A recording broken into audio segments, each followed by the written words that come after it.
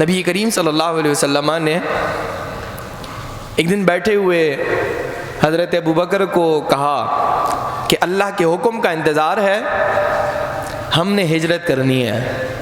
کچھ دن گزر گئے، ایام گزر گئے، اور ایک رات جب حضور نبی کریم صلی اللہ علیہ وسلم نے مولا علی شیر خدا کو اپنے بستر پر سلایا، اور پھر وہاں سے حضرت ابوبکر کے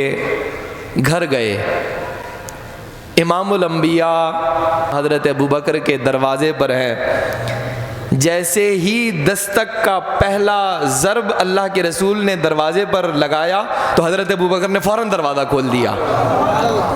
رات کا پہر ہے، رات کا پہر ہے، حضرت حضور نے پہلی ضرب لگائی، فوراً حضرت ابوبکر نے دروازہ کھول دیا۔ حضور نے پوچھا ابوبکر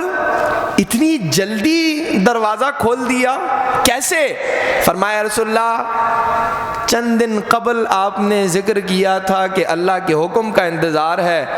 ہم نے ہجرت کے لیے نکلنا ہے، اس بات کے بعد میں رات کو سوتا نہیں ہوں، بس دروازے کے پاس بیٹھا رہتا ہوں کب اللہ کے رسول آئیں گے اور ہم ساتھ چلیں گے۔ اس بات کے بعد میں سویا نہیں، میں نے بستر پر آرام نہیں کیا، میں فقط دروازے پر حاضر رہتا تھا